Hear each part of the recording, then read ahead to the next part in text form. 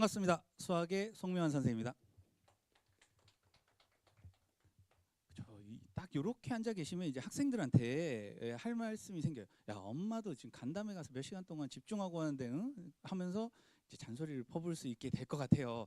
이제 대미를 한번 장식해 보도록 하겠습니다.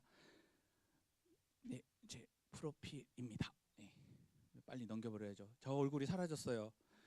다이어트 한참 할 때 찍었는데 이제 20kg가 불었습니다. 다 숨겨놨어요.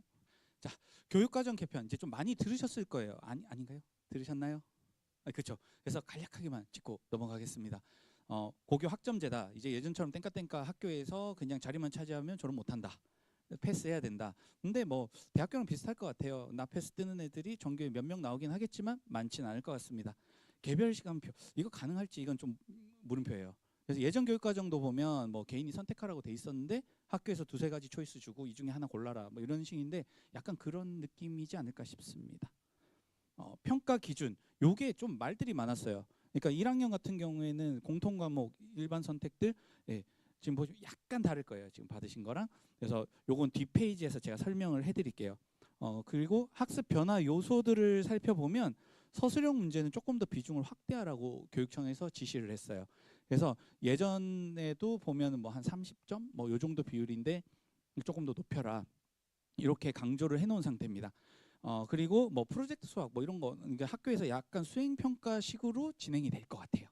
그래서 학생들한테 토픽을 주고 조별 과제라든지 뭐 이런 식으로 약간 대학교 냄새 좀 나게 요 정도로 구성을 할 것 같고 나중에 정규반 구성을 하게 되면 요거는 저도 약간 학생들한테 제가 뭐 이래라 저래라 다 해주면 안 되죠. 어른 손 탄 게 또 발각되면 또 깎입니다. 대신에 학생들이 자신의 프로젝트를 들고 왔을 때 뭐 조언은 해줄 수 있을 것 같습니다. 그리고 뭐 교육과정 자체는 뭐 선행 빡세게보다는 뭐 심화로 공부를 해라라고 하는데 실효성은 좀 의문이긴 합니다. 뭐 항상 그래왔으니까요. 자, 이제 교육과정 구성부터 한번 보겠습니다. 공통 과목, 그죠? 예전 수상화 이렇게 해서 나중에 옆에서 보기 편하시게 그냥 구성을 해놨습니다.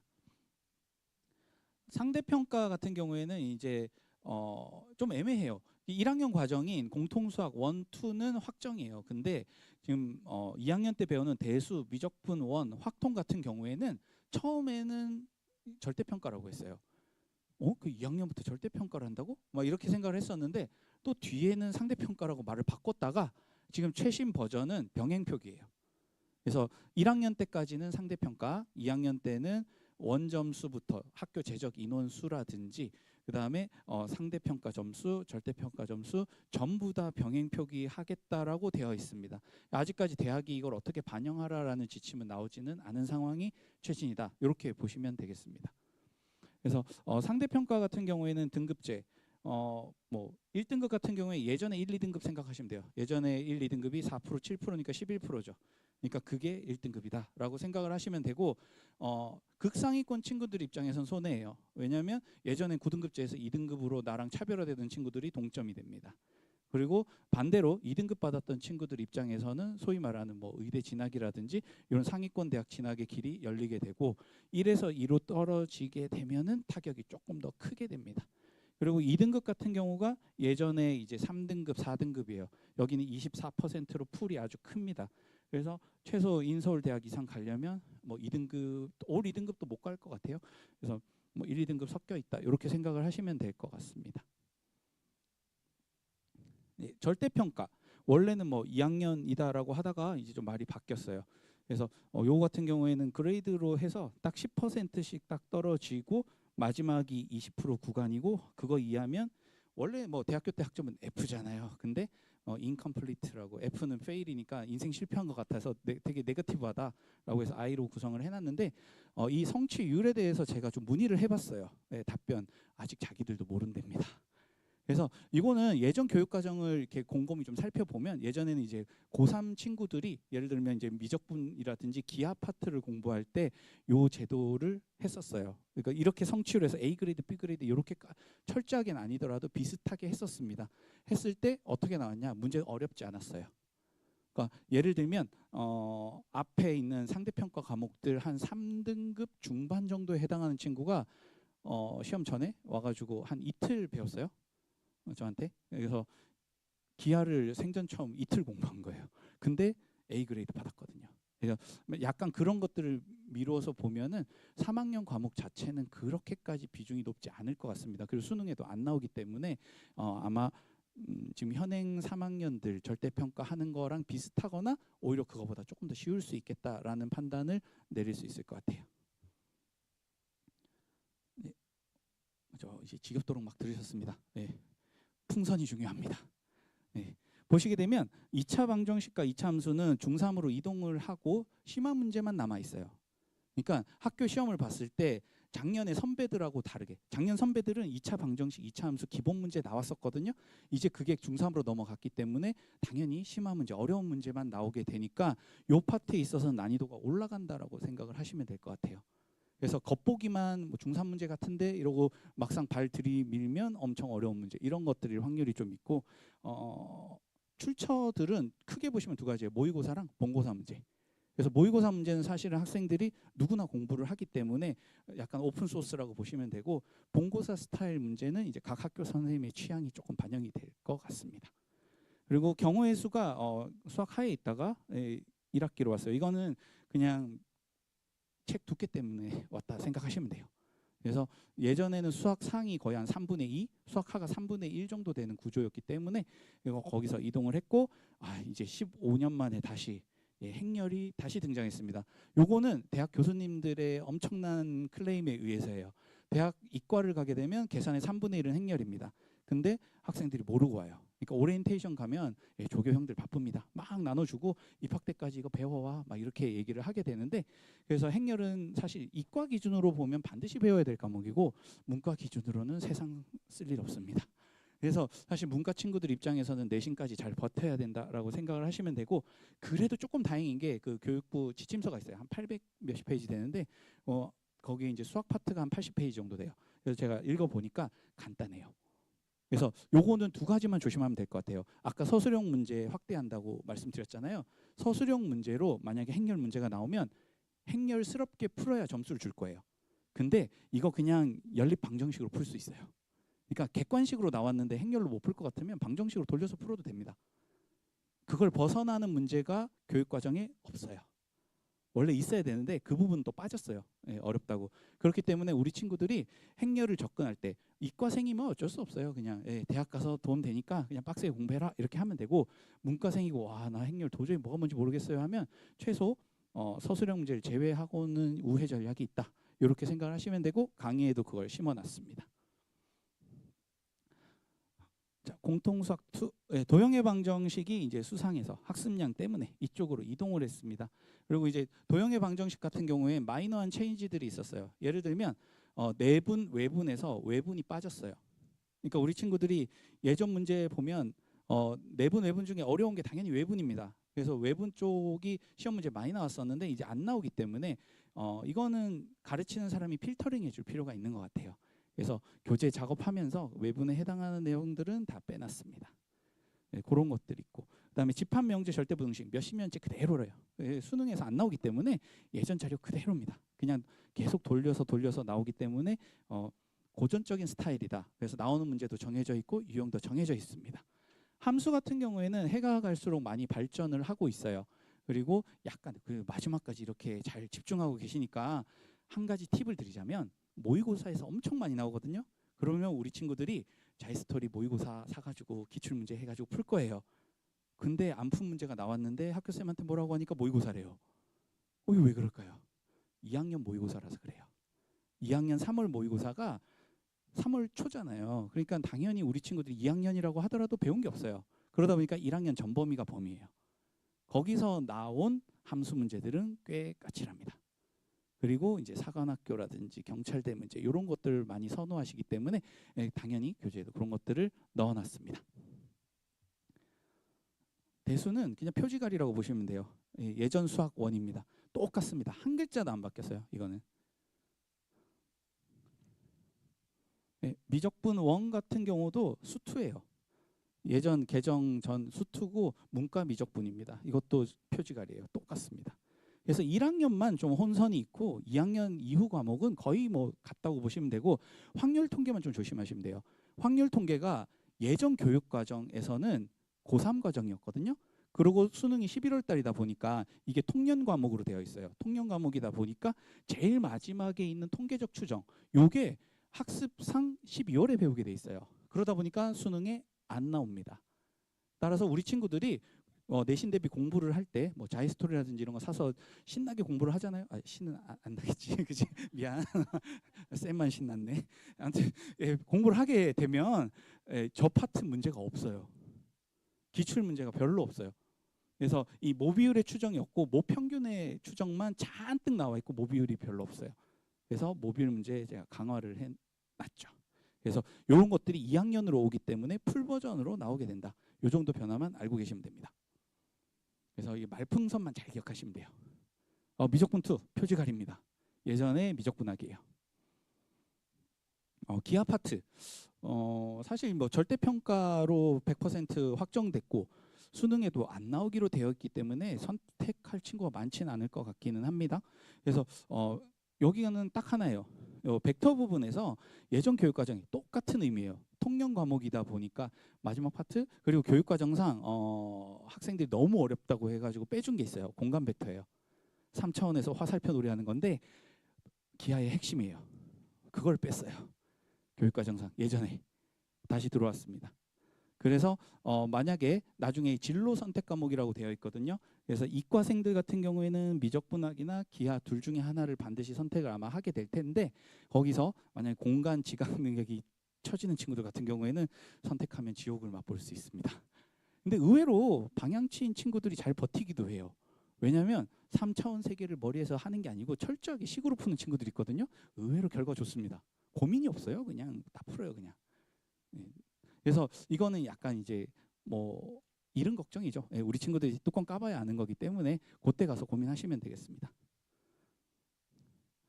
기출 문제들 이제 어떻게 나오나 보셔야 되는데, 제가 이제 학교를 뭐 콕 집어서 2개만 들고 왔어요. 일단 뭐 이 학교만 가르친다 그게 아니고 약간 대비되는 개념이에요. 첫째로 숙명여고인데 학교 20문제, 서술형 5문제, 50분. 여기 문제는 보시면 그죠. 학창 시절 다시 돌아가서 스트레스 올라갈 거예요. 그래서 단원명이랑 난이도만 제가 적어놨어요. 보시게 되면 전반적인 난이도가 좀 쉬운 편이에요. 다른 학교에 비해서. 그리고 대표 유형 위주예요. 그러니까 모퉁이 문제 이런 것도 별로 없어요. 학교 시험이. 그리고 근데 신기한 게 학생들이 틀려요. 그냥 숙명여고 실제 친구들도 학원에서 풀면 안 틀려요. 학교에서 가면 틀려요. 이유가 뭐냐면 1학년 1학기 중간고사 뭐 매번 그런 건 아니지만 이제 특정 해, 생각나는 해를 얘기 드리면 한 200명쯤 있는데 수학 만점자가 70명이에요. 그러니까 서술형 문제에서 딱 0.5점 깎였더니 전교 78등이 나온 거예요. 그래서 학생이 쇼크 먹었습니다. 왜? 중학교 때 거의 전교급이었던 친구이기 때문에. 그래서 이런 스타일의 문제, 뭐 숙명여고가 대표적인 예인데 교육과정 절대로 안 벗어나고 초고난도 문제 안 나오는 학교예요. 그러면 뭘로 변별력을 가르느냐? 서술형 문제에서 감점을 시켜요. 비수학적 표현을 쓰면 깎아요. 그러니까 엄청 까칠까칠하게 채점을 하세요. 그래야 동점자 처리를 할 수가 있고, 그리고 뭐 숙명 같은 경우에 예로부터 클레임이 심한 학교예요. 그래서 학교 쌤들 경우에 오타라든지 오답 철저하게 검수하시는 편이고 문제도 나쁘지 않아요. 그래서 어떻게 보면 약간 표준에 가깝다라고 생각을 하면 되고, 이거는 이제 1학기 중간고사고 기말고사 때는 난이도를 좀 더 올려버리세요.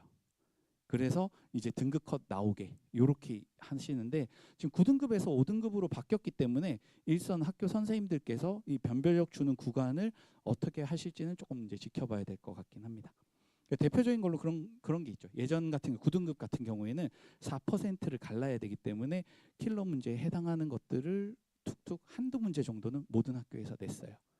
근데 작년이 아니지, 이건 올해 문제인데 없어요. 2차 함수만 딱 그 본고사 스타일 문제 하나 있고 나머지는 없는데, 요 본고사 스타일 문제 학생들이 많이 넘어갔어요. 아까 제가 말씀드렸지만 모의고사는 다 풀거든요. 근데 생소한 새로운 녀석 설명 들으면 어렵지도 않아요. 한 1분 설명하면 이걸 내가 왜 틀렸지 이래요. 요런 걸로 잡는다. 이렇게 생각하시면 되겠습니다. 정반대편에 있는 학교 얘기를 드릴게요. 영동고입니다. 네, 남고고, 그죠? 이 학교는 예전 같은 경우에는 더 심했어요. 예전에 28문제 주고 50분 이렇게 주고 3문제 서술형도 있었어요. 객관식 25문제, 서술형 3개. 근데 객관식 25개 중에 3문제가 또 엄청 더럽게 어려워요. 학생들한테 항상 얘기했어요. 3문제 째끼고 서술형 먼저 가라. 용가리 통뼈라고 또 23번 건드리다 망해서 오고 막 그래요. 그런 걸 좀 노리는 학교고 뭐 33문제 60분으로도 갔다가 요즘 이제 다시 정착한 게 50분 주고 이제 객관식 20개, 서술형 3개. 매년 조금씩 바뀔 수는 있습니다. 근데 기존은 이래요. 이 학교는 물량 러시예요. 일단 엄청 많아요. 그래서 계산을 요구하는 문제가 많고 그다음에 학교에서 부교재들을 나눠줘요. 그리고 아까 전에 숙명 같은 경우에 난이도 하, 중, 상이 골고루 좀 섞여 있는 반면에 영동 같은 경우엔 애매해요. 여기 보시면 하 해서 괄호 중 이렇게 돼 있잖아요. 이게 뭐냐면 정확하게 그 개념을 이해했으면 난이도가 하예요. 근데 제대로 이해 못하고 들어가면 중으로 상승해요. 그러니까 깔끔하게 풀거나 암산도 가능한 문제인데 학생들이 그걸 캐치를 못하면 무식하게 풀어야 돼요. 그래서 그런 문제들이 지금 벌써 보면 2번, 3번, 4번에서 나와요. 그러니까 전교권에 있는 친구들 입장에선 가볍게 톡톡톡 넘어갈 것들이 중위권 계열로 가면 여기서부터 이제 머리 싸매고 계산하기 시작하는 거죠. 그러고 멘탈이 나갑니다. 4번까지 갔는데 벌써 10몇 분 지났어요. 망한 거죠, 시험지. 요렇게 갑니다. 그래서 이런 전략을 좀 쓰는 학교고 보시게 되면 그 뒤로 또 난이도 하가 쫙 나와요. 그러니까 배열이 이런 식으로 돼 있습니다. 그리고 쭉 가보면 또 이제 중간에서 이렇게 마지막쯤에서 또 그 작업을 하고 있어요. 그러니까 좀 더 빠른 풀이, 제대로 알면 빠른 풀이가 존재하는데 학생들을 계산 많은 편이잖아요. 내신 대비하면 계산 많은 문제 많이 풀게 돼요. 우리 친구들이. 그러니까 낚이는 거예요.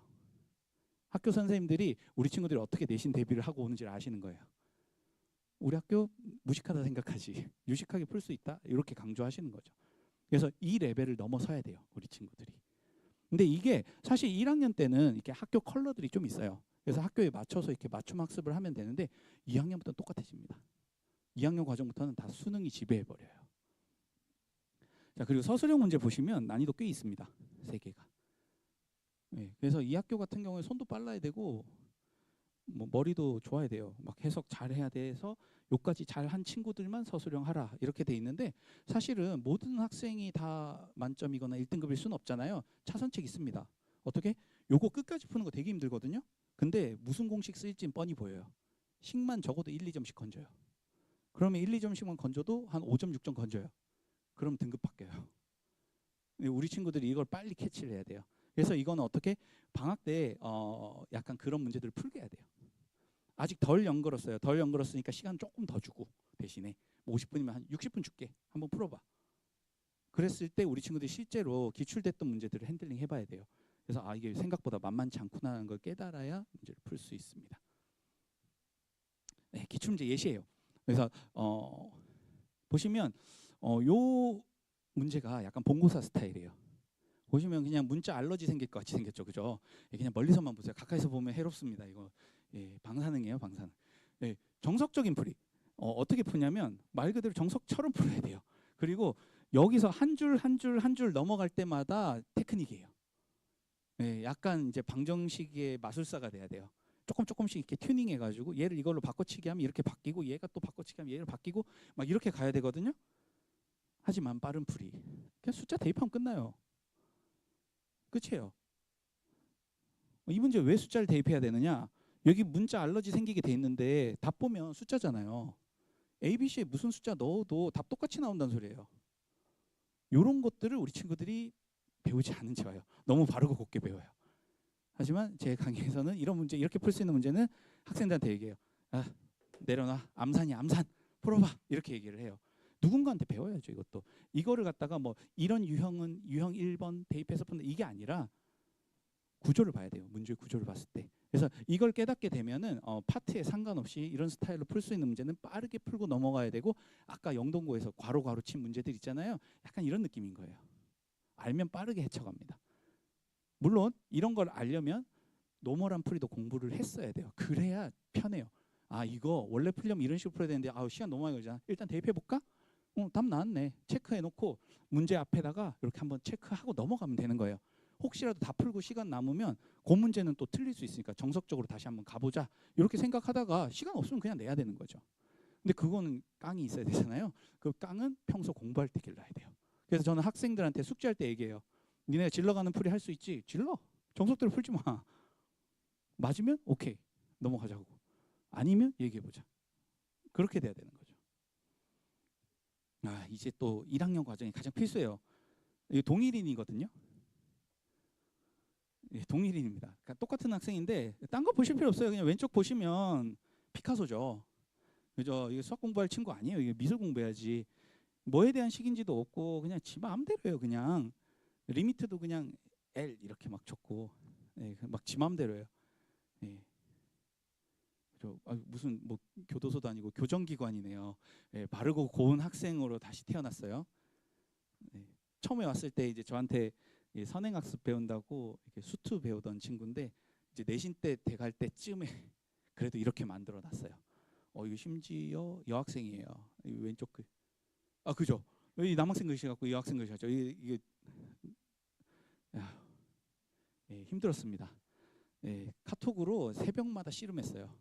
너 이따구로 계속 할래? 막 이러면서 예, 어쩔 수 없어요. 이 서술형 문제는 시간이 조금 걸리고 학생들 입장에서도 불만이 있을 수밖에 없는 게 채점 기준표를 모르잖아요. 우리 친구들이. 그래서 처음에는 갈구면 안 돼요. 일단 너가 맞다고 생각한 대로 질러봐 라고 해놓고 점수가 아주 그냥 흉작이거든요. 해보면 나는 맞다고 생각하는데 심지어 답은 맞았는데 뭐 6점 만점인데 막 2.5점 막 이래요. 그러면 이유를 알아야 돼요. 우리 친구들이. 그래서 너가 이런 표현을 썼는데 이건 비수학적 표현이야. 원래대로는 이렇게 적어야 돼까지 해줘야 돼요. 그리고 아까 말씀드렸지만 시간 부족으로 인해서 서술형 문제 못 푸는 경우 꽤 있거든요. 부분 점수라도 획득해야 돼요. 우리 친구들. 방학 때는 제가 개강하는 강좌는 공통수학 2랑 대수예요. 좀 이유가 조금 있습니다. 일단 공통수학 2 같은 경우에는 2학기잖아요. 근데 왜 우리 아이 공수 1도 지금 빡센데 학사 일정을 생각해 볼게요. 1학기 쫙 지나고 여름방학 3주예요. 그러고 2학기 바로 들어가요. 네, 그거 생각하셔야 돼요. 그러니까 심화 과목을 지금 배울 수 있는 여유가 이때밖에 없어요. 만약에 공수를 아예 안 하거나 아니 공수 2를 아예 안 하거나 엄청 가볍게 한번 봤다라고 하게 되면 2학기 때 성적이 보장이 안 돼요. 물론 1학기 때 좋은 성적 받으면 참 좋겠죠. 당연히 좋은데 문제는 1학기에 올인을 해버리게 되면 2학기는 당연히 부실해질 수밖에 없어요. 밸런스를 맞추시라는 거죠. 어느 하나를 극단적으로 가지 말고. 그래서 최소 공수 1, 2는 분명히 끼고 가야 된다고 생각을 합니다. 그래서 공수 2고 난이도는 일단 개념 설명은 무조건 다시 다 할 거예요. 우리 친구들이 정확하게 배워야 돼요. 선행 때 어릴 때 했기 때문에 랭귀지가 달라요. 그러니까 약간 한자 들어간 표현이라든지 뭐 영어 들어간 표현들이 있으면 어릴 때는 그게 뭔 말인지도 모르고 받아들이는데 이제 조금 더 머리가 굵어졌기 때문에 풀어서 설명하면 충분히 알 수 있어요. 그래서 업그레이드하는 과정이 반드시 필요합니다. 그래서 화요일, 목요일 오후에 이렇게 되고 클리닉 시간도 있습니다. 이거는 전원 참관 아니고 플러스 알파예요. 그냥 제가 서비스로 해드립니다.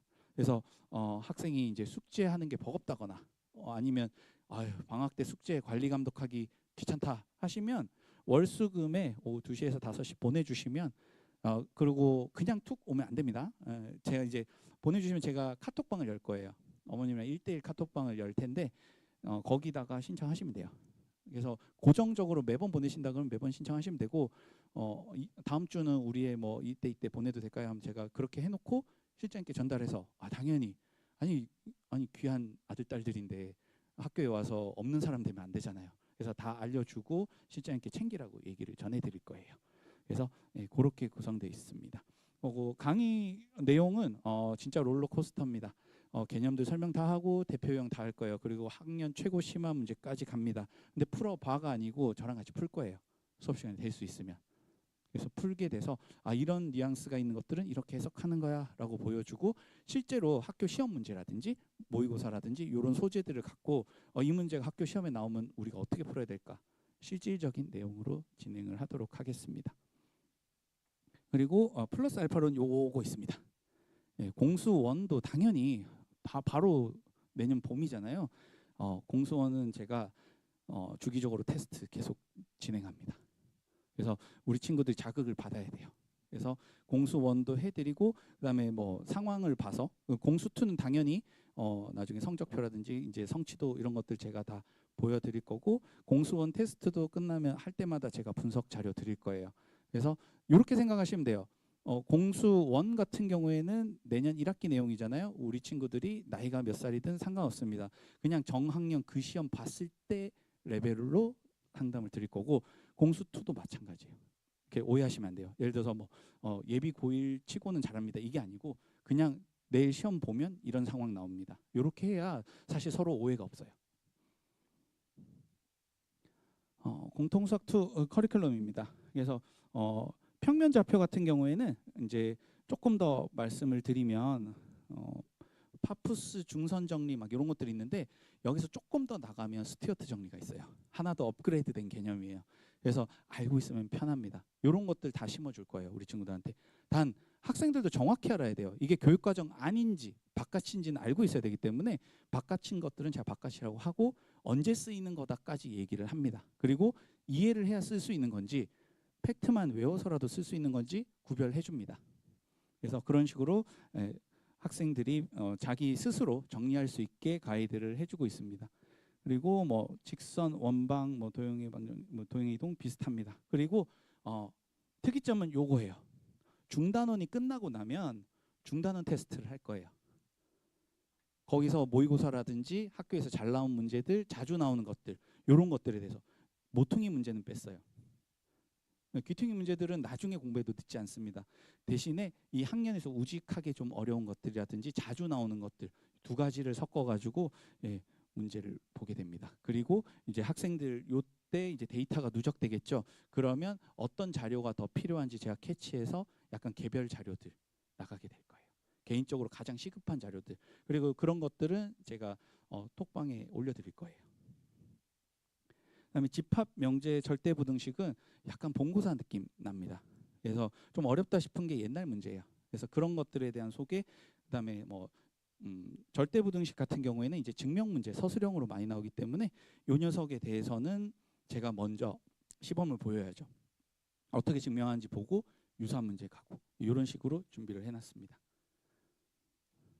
함수 쪽은 나날이 발전을 하는 것 같아요. 그래서 말씀드린 대로 2학년 모의고사까지 포함을 해놨어요.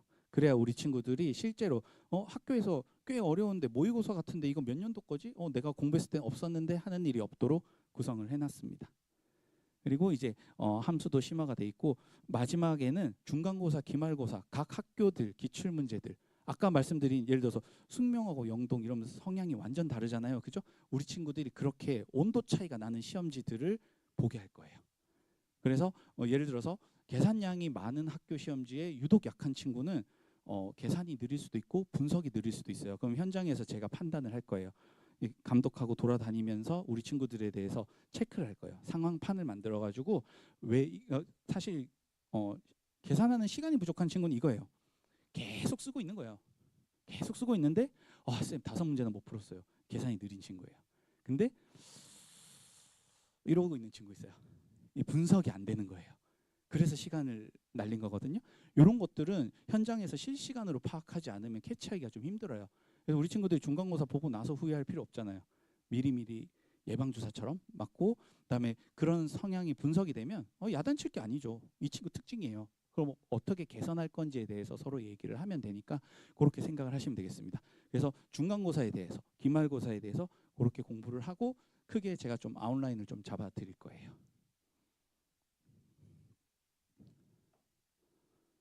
그리고 대수입니다. 이쪽은 이제 처음 봐도 상관없어요. 네, 처음 봐도 아무 상관없고 월수금 오전이에요. 오전에 하고 그 뒤에 이어서 제가 직접 첨삭합니다. 그래서 아까 공통수학 2 반이든 대수 반이든 보내주시면 돼요. 그래서 대수 같은 경우에는 우리 친구들이 이제 어렸을 때 너무 가볍게 선행을 해서 랭귀지라든지 개념들 정확하게 이해 못했을 확률 높고 그리고 처음 배우는 친구들 입장에서는 대수는 이렇게 생각하시면 됩니다. 학사 일정을 살펴보시게 되면 만약에 대수를 한 번도 안 배웠어요. 근데 학생이 또 공부는 좀 잘해요. 그러면 1학년 때 성적은 엔간히 잘 나옵니다. 그러고 났는데 겨울 방학 때 딱 돌아오잖아요. 지금 이 시기가 또 돌아올 거예요. 이때 기본반 들어가야 돼요. 그럼 분명히 학교에서 나보다 레벨이 훨씬 낮은 친구들하고 같은 수업을 들을 수밖에 없어요. 그래서 상위권을 지향한다면 반드시 대수까지 공부를 한 번은 해두는 게 좋습니다. 그래야 내년 이맘때 심화반 갈 수 있어요. 그래서 대수반 같은 경우에는 이제 심화반으로 가기 위한 점핑하는 다리다라고 생각을 하시면 되고, 당연히 부담감은 줄여놨어요. 그러니까 요 클리닉 시간이 있는 이유가 뭐냐면 숙제 여기서 끝내자예요. 그냥. 그래서 대수 같은 경우에는 그날 배우고 그날 해결하고 갑시다. 이렇게 되는 거예요. 그래서 이런 식으로 구성을 해놨고, 커리큘럼은 심플합니다. 지수로그는 옛날 스타일이에요. 예, 부모님 공부하셨을 때랑 비슷합니다. 아직도 똑같이 그렇게 나와요. 계산 문제로. 정석 같은 문제들. 상용 로그가 정부에서는 그냥 가볍게 언급만 하라고 돼 있는데 해가 갈수록 조금씩 더 어려워지고 있습니다. 그래서 이거는 좀 제대로 배워야 될 것 같고, 옛날에 어머님들 배우셨을 때가 상용 로그가 더 어려워요. 그러니까 그 정도 느낌만 딱 공부하면은 지금 학교 시험에 나오는 상용 로그는 다 풀 수 있어요. 그래서 거기 수준까지 만들어 놓겠습니다. 그래야 우리 친구들이 어떻게 나오든 쓸 수 있어요. 지수 로그 함수 쪽은 이제 나중에 내신 대비를 하게 되면 학생들이 여기서 문제 얻을 수 있는 게 그거죠. 수능 모의고사 기출문제. 2학년 과목이잖아요. 이제는 수능이 지배해요. 모의고사가 지배하는데, 문제는 한 20년치 자히스토리나 마더텅 뭐 이런 것들 사면 20몇 년치 수능이 다 들어있잖아요. 개인적으로는 다 풀면 미련한 것 같아요. 여기는 한 15년치, 예전부터 쭉 시작해서 5년 전까지 한 15년치는 정말로 올드하고 예전 문제예요. 왜냐하면 그 시절 수능이나 모의고사에서 이 단원이 3점짜리 영역이었어요. 그러니까 당연히 문제가 쉬울 수밖에 없죠. 근데 교육과정 바뀌면서 본격적인 4점으로 바뀌었어요. 그러니까 최근 문제를 풀어야 학습이 된다는 거죠. 올드한 문제 나오면 다 풀 수 있어요. 그러니까 학생들이 이 단원을 풀게 되면 어떤 느낌이 드냐면 문제 개수는 더럽게 많고 너무 뻔하고 다다닥 풀다가 막판 가잖아요. 최근 문제 풀면 안 풀려요. 뭐지? 갑자기 왜 이렇게 다르지? 스탑돼 버려요. 앞에 있는 것들을 아예 안 풀 수는 없죠. 하지만 그걸 갖다가 막 거의 한 30배수, 40배수 이렇게 문제가 가득 차 있는데 두세 개만 풀면 된다는 거죠. 그러고 최근 4, 5년에 집중해서 우리 친구들이 풀 수 있게 그렇게 구성을 해놨습니다. 지수로그 방 부등식은 우리 배우는 친구들이 부모님들을 리스펙해야 돼요. 예전 게 훨씬 어렵습니다. 그래서 학교 시험에서 변별력 있게 나오는 게 약간 올드스쿨이에요. 그래서 여기는 이제 계산에 관계된 것들이라 가지고 그런 것들에 대한 언급을 좀 해놨습니다. 그래서 최근 문제집에는 많이 나오진 않는데 학교 시험에는 툭툭 나와요. 예전 문제들이. 그래서 제가 그건 소개해놨습니다. 교재에. 자, 상가함수 가볼게요. 상가함수 같은 경우에도 예전 정의 쪽은 올드합니다. 옛날 스타일이랑 똑같아요. 예나 지금이나. 그래프가 많이 바뀌었어요. 지수로그 함수 아까 그거 똑같아요. 예전에 또 3점짜리였는데 4점짜리 바뀌면서 수능 때문에 많이 개발됐어요. 그래서 상가함수 그래프 문제 중에 고난도 문제는 상당히 어렵고 실제로 선배들이 여기서 많이 틀려서 와요. 왜? 아까도 말씀드렸잖아요. 20년치 다 공부하다 보면 지겨워요. 다 못해요. 시간 없어요. 그러니까 옛날부터 15년 거만 풀고 뒤에 있는 최근 5년을 못 풀어요. 어려우니까 또 째껴요. 근데 그거를 풀어야 돼요. 학교 시험에 그게 나오니까요. 그래서 그걸 분석하는 법을 배우게 됩니다. 그리고 상가함수의 법칙 같은 경우에는 마찬가지로 예전 교육과정이 훨씬 어렵고 학교쌤이 여기서 킬러 문제를 내겠다라고 하면 아주 올드한 문제를 갖고 오세요. 본고사 스타일 문제를 갖고 오시는 편입니다. 그리고 상가함수의 활용 같은 경우에는 모의고사가 갑이죠. 활용자 붙었잖아요. 네, 그렇기 때문에 모의고사에 나온 각종 도형들, 그림들 뭐 이런 것들이 주로 나오고 그걸 넘어가는 학교는 아직까지는 없는 것 같아요. 그래서 그렇게 공부시키면 충분히 가능합니다. 뒤쪽 수열을 보면 등차 등비 수열 같은 경우에는 시간 싸움인 것 같아요. 공부를 조금 했다는 가정하에 안 풀린다가 아니고 몇 분 만에 푸느냐 싸움이기 때문에 빠르고 깔끔하게 분석하는 법. 그리고 등차 등비는 속된 말로 꼼수가 많아요. 그래서 꼼수로 푸는 것들 수업 시간에 다 진행을 할 겁니다. 그래서 우리 친구들이 그러니까 외우는 게 아니죠. 근본적인 원리를 가지고 푸는 연습 시킬 거예요. 여러 가지 수열은 킬러 문제로 나오게 되면 본고사 스타일 문제가 나옵니다. 그래서 이거는 학생 성취도에 따라 좀 다른 것 같아요. 전략적으로 봤을 때 나올지 안 나올지 모르는 킬러 문제 하나를 위해서 여태까지 배운 것만큼의 자료를 푸느냐, 아니면 그런 문제가 나오면 일단은 점핑하고 나머지를 푸느냐는 학생 성취도에 따라 조금 다를 것 같고 그래도 보기는 해야 돼요. 왜냐하면 느껴야 돼요, 학생이. 그래서 그 문제를 몇 개 넣어놨고 숙제가 아니라 수업 시간에 저랑 같이 풀 거예요. 그래서 보고 얘들아 이렇게 생긴 거 험하다, 어렵다. 약간 영화 파묘죠. 예, 이거는 이 관짝은 열면 안 돼. 이렇게 되는 거죠. 느껴야 돼요, 학생이 스스로. 그래서 느끼면 이제 학교 시험에 나와도 이런 문제는 아직은 내 레벨이 아니야 할 수도 있고, 아니면 잘하는 친구들 같은 경우도 너 나중에 보자. 너 괴로운 애니까 나중에 보자. 이렇게 판단할 수가 있어요. 그 수학적 기납법은 좀 점화식이 괄호로 돼 있죠. 교육 과정에 빠져 있어요. 근데 수열이 점화식의 핵심이에요. 핵심인데 왜 수능에서 빠졌거든요. 그래서 수능 모의고사 문제를 보면은 정말로 노가다를 통해서 풀게 돼 있어요. 케이스 쪼개고 그렇게 해야만 나오는 문제가 있고, 점화식 쓰면 금방 풀리는 문제가 있어요. 그래서 일단 배울 필요는 있는 것 같아요. 그래서 제가 수업 시간에 점화식 설명은 일단 다 할 겁니다. 그리고 수학적 기납법을 위한 증명. 그래서 대수 중에 그냥 대놓고 그냥 증명 문제로 탁 낼 수 있는 거는 이쪽이에요. 그리고 수학적 기납법이 학교 기출로는 크게 두 가지로 나옵니다. 적당한 난이도면 서술형 문제로 나와요. 그래서 학생들한테 따박따박 적으라고 나오고, 어려운 문제는 객관식으로 나오고 박스형 문제로 나와요. 그래서 사실 어른들한테도 다 밑에 거 지워놓고 위에 거 증명해 보세요 하면 공부 좀 했던 어른들도 헷갈려요. 그래서 박스형 문제에 보면 가이드라인을 제시해놓고 구멍 뚫어놓죠. 한 3개 정도. 그래서 그거 찾는 연습을 할 건데, 수업 시간에는 일단 FM대로 정석대로 쭉 푸는 연습을 좀 하고, 끝나고 나면 너무 어려운데요 이렇게 분명히 나올 거예요. 그러면 그때 좀 빠르게 풀 수 있는, 답만 빠르게 찾는 연습도 병행해서 시킬 예정입니다.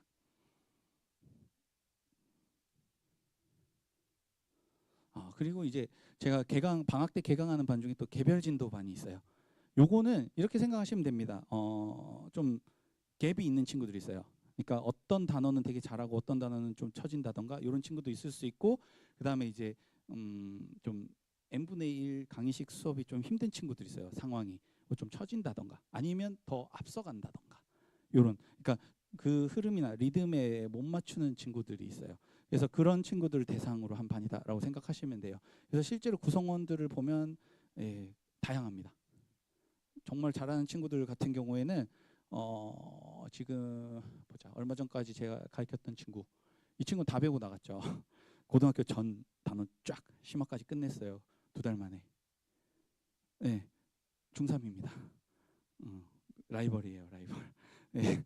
근데 그 친구 같은 경우에는 똑똑해요. 그리고 이제 다른 학원을 별로 안 다니고 수학 좋아하고, 그러다 보니까 과제를 진짜 주면 한 일주일에 책 한 권 계속 풀어요. 2달인데도 시중 문제집 거의 다 풀고, 이제 수학은 된 것 같아요 하고 이제 졸업했죠 벌써. 그런 친구도 있을 수 있어요. 그리고 반대로 우리 애는 제 애인데도 모르겠어요 하는 경우가 있어요. 보면 어떤 단어는 꽤 잘 푸는 것 같은데 어떤 단어는 완전 망가져 있고 막 이런 친구들 같은 경우에는 개별 진도반이 좀 더 나을 수도 있어요. 그래서 개별 진도 같은 경우에는 조심하실 건 딱 하나예요. 과제해야 돼요. 과제 안 하면 와서 앉아서 과제하면 자습 감독이잖아요. 그럼 제가 자존심이 너무 상해요. 제가 유일하게 잘하는 게 수학인데 나불나불 해야 되는데 이 친구 때문에 침묵해야 돼요. 그러면 안 돼요. 그래서 과제 같은 경우도 사람인 이상 좀 피곤하거나 하면 조금 더 어려울 수 있긴 한데, 뭐 2번 연속으로 안 해온다던가 이러면 제가 바로 연락드려요. 그것도 야단치시라가 아니고 체크하시라고. 알고 이제 전달을 해야 되죠. 수업 진행 방식은 일단 개념 설명 안 하고 너 풀어봐, 이건 나쁜 사람이에요. 그래서 개념 설명할 거예요. 쭉 하고 나서 우리 친구가 이제 알 것 같아요라고 하면 진짜 이러면서 테스트를 합니다. 쪽지 시험지예요. 그냥 즉답 가능한.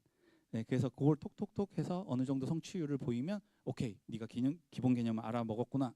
그러면 대표 유형 가자, 이렇게 돼요.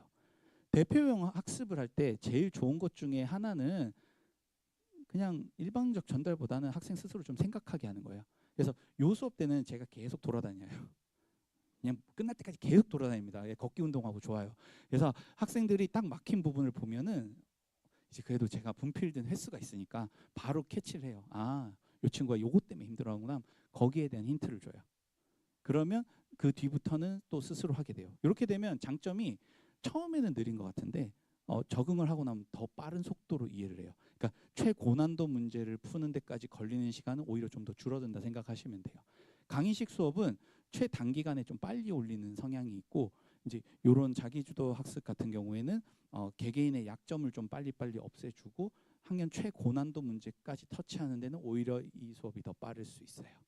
네, 그렇게 되고 단원 평가는 이제 잘 나오는 학교 시험 내신이 어쨌든 타겟이기 때문에 내신에 자주 나오는 유형들 우리 친구들이 얼마나 성취했나를 확인할 수 있고 요 뒤는 이제 상의를 해야 돼요. 저희가 네, 학생을 이제 악의 구렁텅이로 더 밀어 넣을 것인가에 대한 이야기입니다.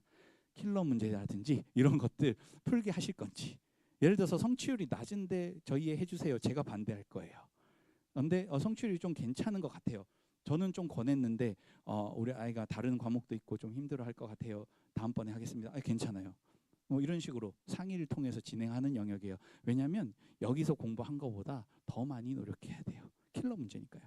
그래서 그거는 상의를 좀 해드릴 거예요. 그리고 이제 과제 같은 경우에는 학생 레벨을 맞춰서 철저하게 나가게 되고 시중 웬만한 뭐 자료나 문제 제가 다 스캔 가지고 있기 때문에 거기에 맞춰서 나갈 거예요. 그래서 학생이 레벨이 만약에 뭐 실력이 100이다라고 하면 과제는 항상 110에서 120의 텐션을 유지해 줘야 돼요.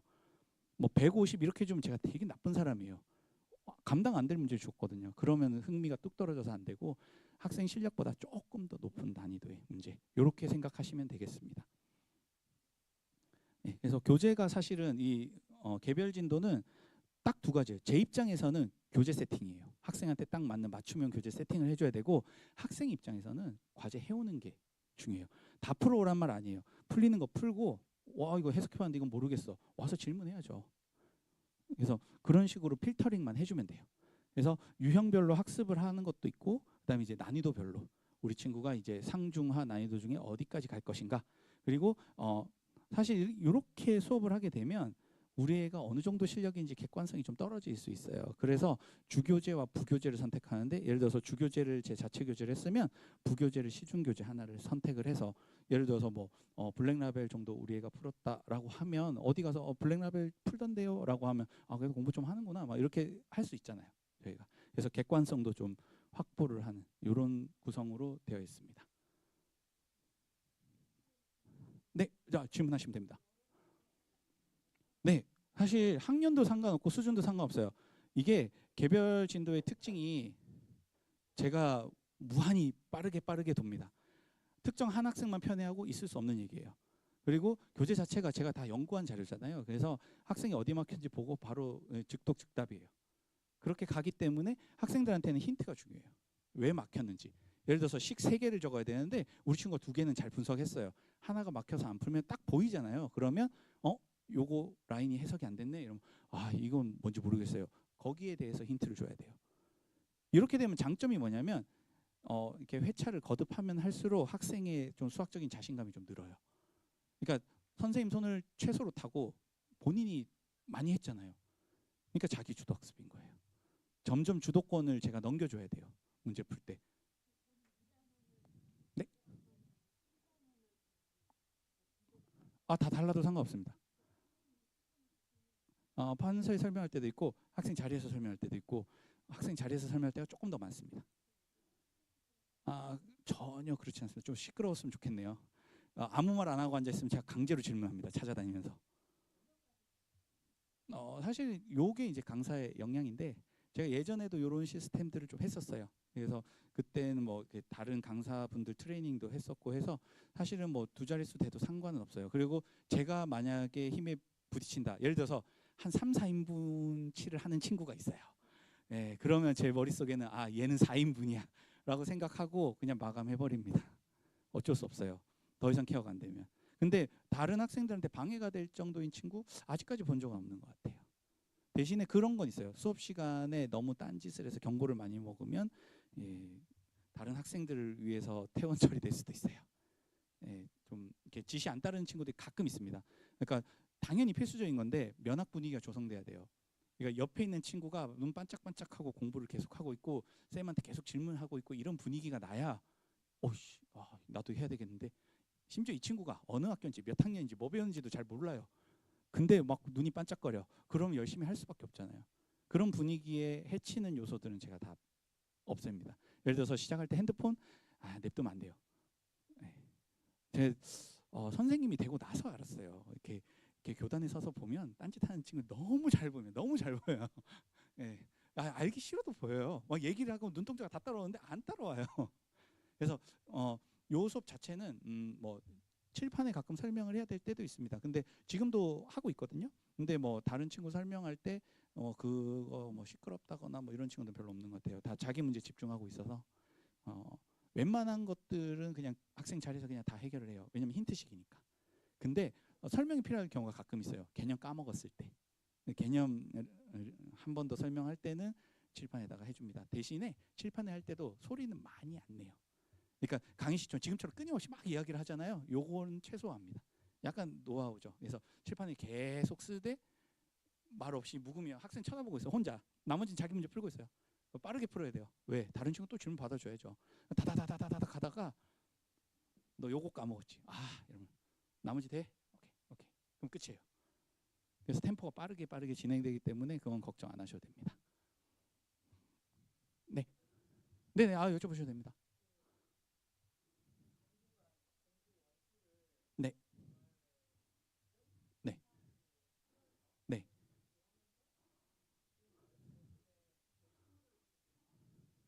네네.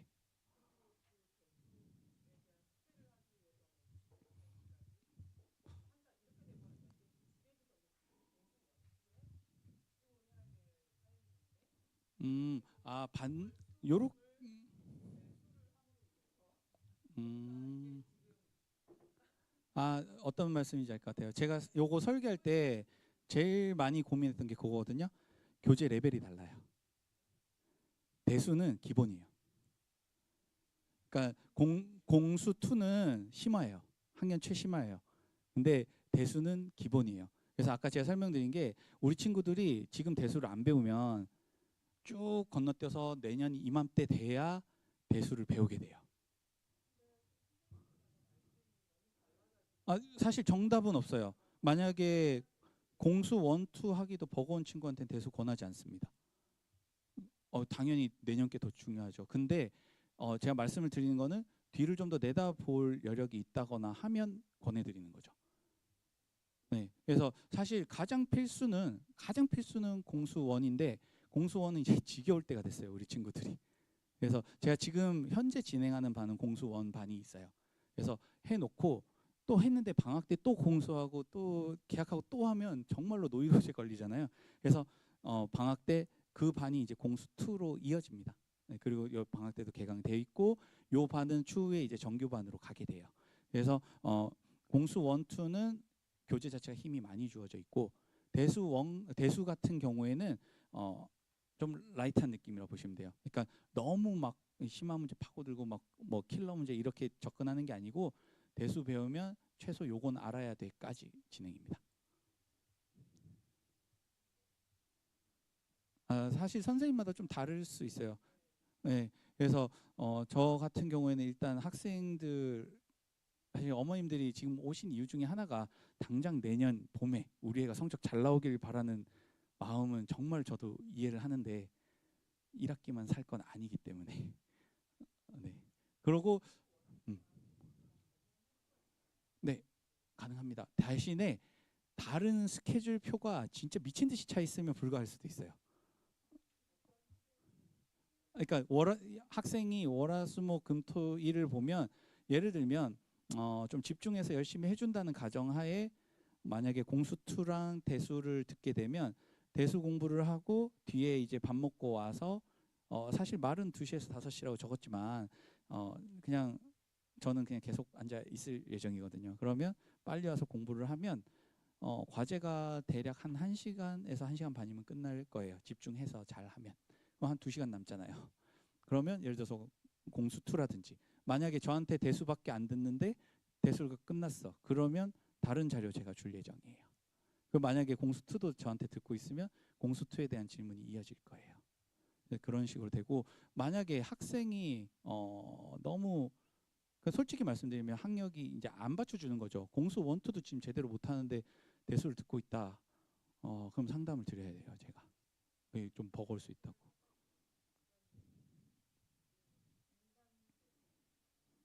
그 쪼였다 풀었다 하는 건 필요한 것 같아요. 그러니까 수업할 때는 빡세게 하고 쉬는 시간은 철저하게 보장해서 좀 쉬게 하고 리프레시 시켜야 되고, 그리고 이제 확실한 거는 중학교 때처럼 학생을 생각하시면 이제 안 되는 시기가 올 거예요. 그러니까 저는 개인적으로는 학생이 한계치를 넘는 선이 아니라면 무리하지 않는 선에서는 어쨌든 좀 타이트하게 가져가야 된다고 생각은 합니다. 뒤를 항상 볼 수밖에 없잖아요. 예를 들어서 뭐 공수원만 지금 계속 방학까지 하고 뭐 내년 초까지 다 돌리면 그 학생 실력 대비 공수원 실력은 그 성적은 잘 나올 거예요. 근데 다들 어머님들이 생각하시는 게 우리 애가 이 학교 가서 시험 봤는데 1등급 나왔어. 그러면 여기서도 우리 애가 먹히는구나, 잘하는구나 이렇게 생각을 하시지만 공수 2 가면 함수 파트라든 뭐 이런 데서 그냥 뚝 떨어질 수밖에 없어요. 학습량이 적기 때문에. 그래서 저는 밸런스에 관해서 이야기를 드리는 거고 정답은 사실 없습니다. 그리고 혹시라도 좀 궁금하시면 날짜 잡으시면 제가 테스트 한번 봐드릴게요. 제가 성취도 테스트라는 게 있어요. 제가 가지고 있는. 어떤 거냐면 등수, 점수 아무 상관없어요. 그냥 건강검진표 같은 거라고 생각하시면 돼요. 각 단원이 있잖아요. 단원 있고 상중하 난이도로 구성돼 있어요. 제한 시간도 없어요. 우리 친구가 마음껏 풀면 돼요. 그리고 문제도 OX가 아니라 풀이까지 볼 거예요. 그래서 상태를 설명을 드릴 거예요. 우리 친구가. 그래서 그런 것들이 나오면 사실 정확하게 말씀을 드릴 수 있어요. 만약에 성취도 테스트가 상당히 낮게 나왔는데 만약에 어머님이 공수 1, 2 대수까지 하겠습니다 하면 제가 반대할 거예요. 그거는 학생한테 도움이 안 돼요. 그런 구조는. 근데 일반적으로 공부한 친구들 같은 경우에는 좀 타이트하긴 하지만 만약에 뭐 예를 들어서 너무 막 무리가 돼서 뭐 오버히팅이 되거나 그러지는 않는 딱 그 직전이라고 보시면 돼요. 그래서 제가 사실 클리닉 시간도 그래요. 안 넣고 제가 수업 하나 더 깔면 어떻게 보면 매출은 더 올릴 수 있죠. 근데 제가 그 시간을 넣은 이유가 우리 친구들을 가이드 하려고 일부러 넣어 놓은 거예요. 혼자서 고민해서 막 한 3시간 걸릴 게 좀 가이드 받아서 풀면은 뭐 1시간 반 이렇게 줄어드는 효과가 있기 때문에, 그래서 학생들한테 그때를 제가 꼭 만들어 주겠다고 약속을 한 거예요. 사실 강의식은 뭐 인원수가 그렇게까지 제한은 없습니다. 사실 냉정하게 말씀을 드리면. 네. 공수원 같은 경우는 누적 테스트예요. 그래서 뭐 중간고사 범위, 기말고사 범위 뭐 이런 식으로 해가지고 학생들한테 공수 2를 배우더라도 공수 1에 대한 거는 리마인드 해야 되고 후에 이제 정규반으로 이어진다고 말씀을 드렸잖아요. 그래서 제가 그 결과에 대해서는 계속 피드백을 드릴 거예요. 그래서 만약에 진짜로 급하고 시급한 상황이 공수 1에서 터졌다. 그러면 월수금 낮에 거기를 커버하는 자료가 뭐 서브 자료로 더 나갈 수도 있어요. 그래서 뭐 그런 특별한 상황이 있으면, 그래서 사실은 또 학부모님들이 제 전화 오면 별로 안 좋아하시더라고요. 네, 사실 막 전화 드려서 아유 누구 오니 안녕하세요. 누구 너무 열심히 잘하고 있고 칭찬해 주세요. 이게 다면 사실은 좀 뻘쭘합니다. 그래서 보통은 이제 뭔가 학생이 너무 지쳐 있거나 멘탈적으로 너무 힘들어하고 있거나 아니면 뭐 게을리 해오거나 부족한 파트가 있거나 요럴 때 주로 제가 좀 전화를 좀 드리는 편이긴 해요. 그리고 학생에 대한 데이터 이런 것들은 제가 1:1 카톡방으로 다 보내드려요. 그래서 수업 결과라든지 뭐 이런 것들. 네. 성민이 네. 네.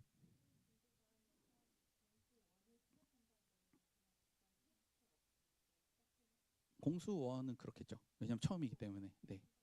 네.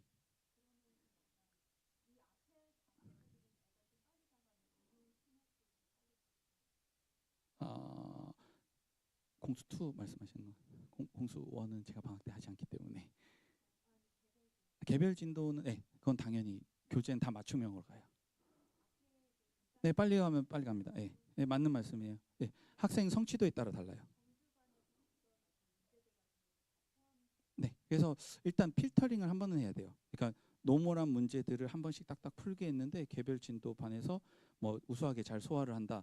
그러면 굳이 그 난이도를 또 풀 필요가 없거든요. 그럼 이 친구 같은 경우에 심한 문제 풀고 그다음에 노멀한 문제도 체크해야 되잖아요. 그러면 그거를 갖다가 뭐 중간고사 테스트, 기말고사 테스트 이런 식으로 줘서 체크하면 되죠. 그러면 학교 시험 대비도 되고 그다음에 쉬운 문제, 노멀한 문제에 대한 계속 면역도 기르게 하면서 어려운 문제 풀 수 있게 되죠. 사실 고등학교에서는 오답 관리는 유사 문제로 하는 게 제일 효율적입니다.